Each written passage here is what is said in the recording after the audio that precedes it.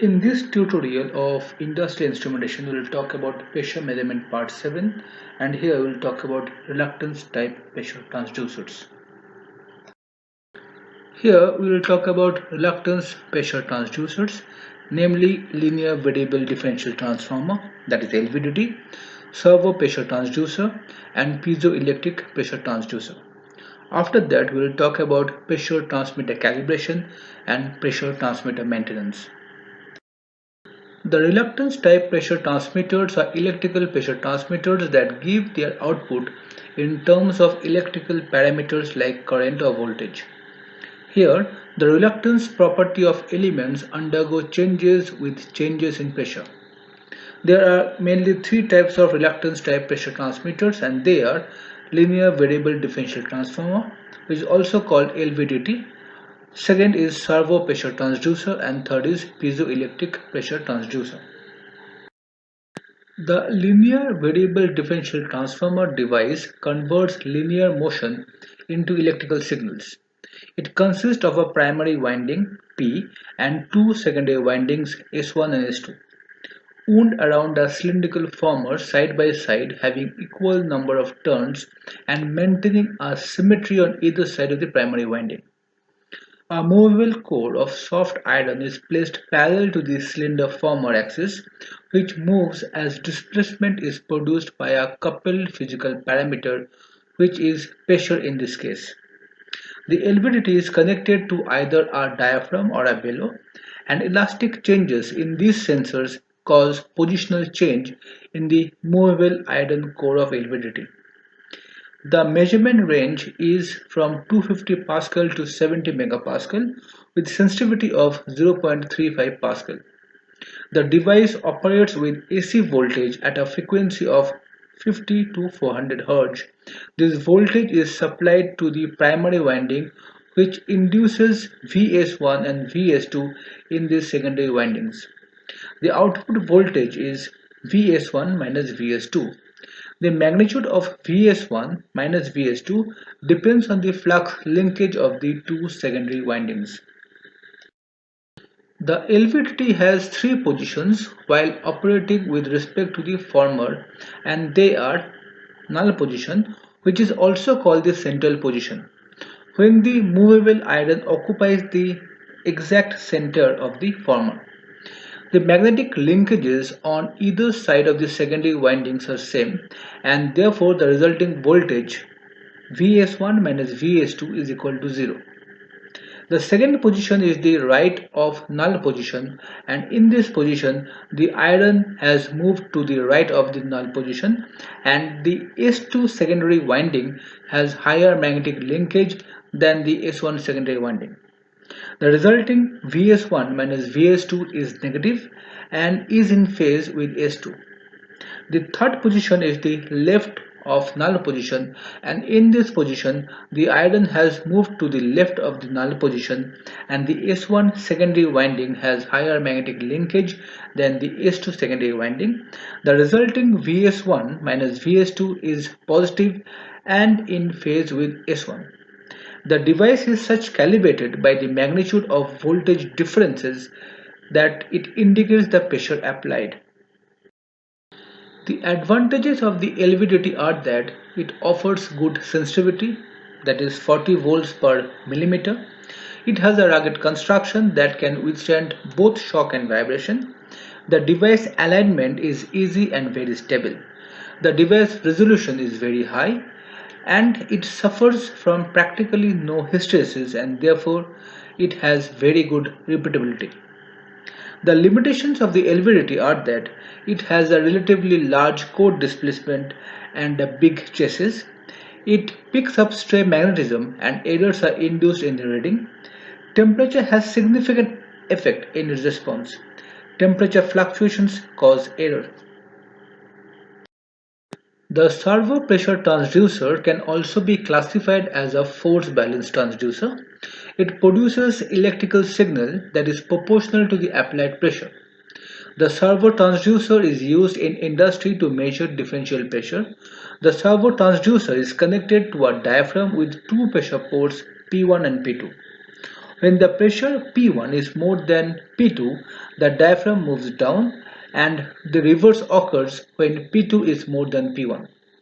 The force beam pivots and the limb ends move inside a magnetic linkage. The AC signal is converted to DC and amplified for proper readout.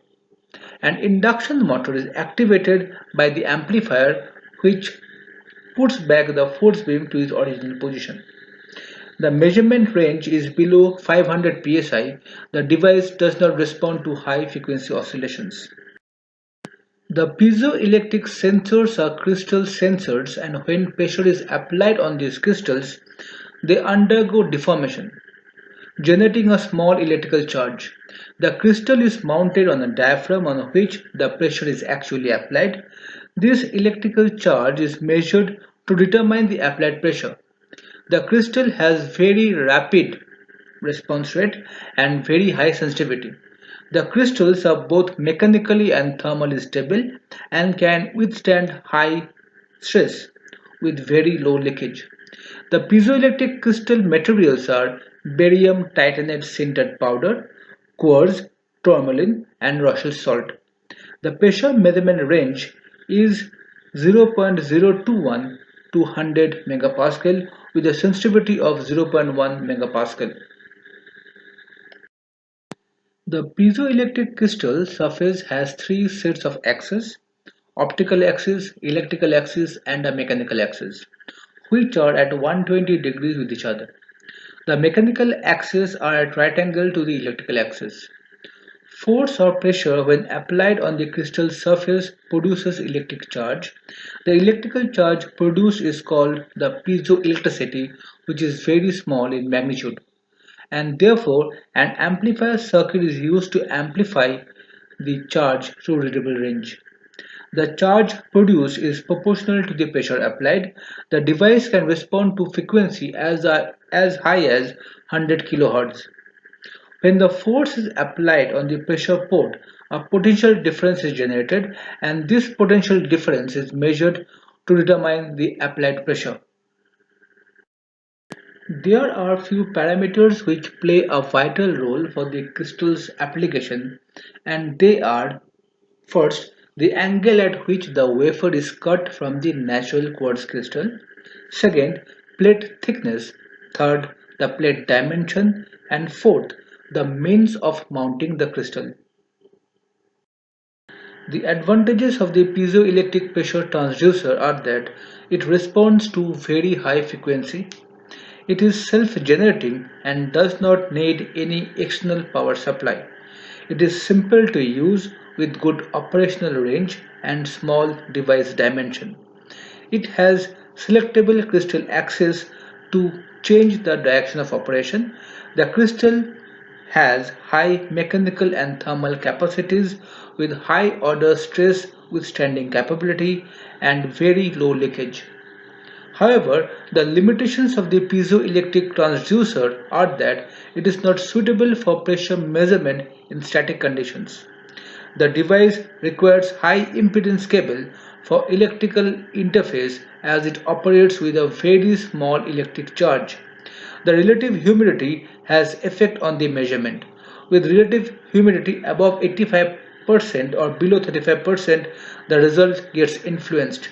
The crystal is coated with wax or polymer to remedy this situation. The calibration process of any device is the comparison and recording of measurement of the device under calibration with a traceable reference standard to validate the accuracy, precision, and other static and dynamic measurement characteristics. Calibration process defines the zero, the range, and the span of the instrument and measurement linearity of any instrument. For pressure transmitter calibration, in the low range measurement, we employ micrometer and inclined manometer devices. In the medium range pressure measurement, we use water and mercury manometer. For medium and high range pressure measurement equipment, we use dead weight piston gauge as the calibrating instrument. In order to calibrate a medium range pressure device, suppose in the range of 25 to 125 psi, measured in electrical output terms as current signal that varies between 4 and 20 mA for 0 to full scale reading. The following steps are carried out. 1. The transmitter is allowed to operate in the ambient environmental conditions, that is, ambient surrounding temperature. A dead weight piston gauge is used for the calibration purpose. The zero scale reading of the meter is fixed at 4 mA of current output, while the full scale reading of the device is adjusted for 20 mA output current. The half scale reading, that is 75 psi, is adjusted at 12 mA current. These steps are repeated quite a number of times from 0 to full scale and from full scale to 0 reading to confirm the stability of the device. In order to ascertain and assure the long life, good repeatability and durability and stability of the pressure transmitter, thorough maintenance is periodically carried out. The periodic maintenance involves the following common steps. 1. Visual inspection for any leak or wear and tear and damage in the body, piping and wiring. 2. Regular blow down and venting to prevent any clogging in the pipe and the channels. 3. The blowdown also prevents any settlement of dirt and dust in the channel. 4. Proper lubricating is done to keep the mechanical parts smooth. Furthermore, the following steps help the device to repair in brilliant measuring shape. 1. The liquid filled manometers are regularly checked for leveling at different temperatures. 2. The mounting stand and chassis are regularly checked for any shape distortion and damage. 3. The devices are kept in proper observance to protect them from excess heat, corrosion, shock and vibration. 4. The zero settling is periodically checked. And lastly, 5. The devices are checked for calibration and recalibration at the end of every quarter year. For further reading and more detailed study, the viewers can go through the following links and references. Thank you.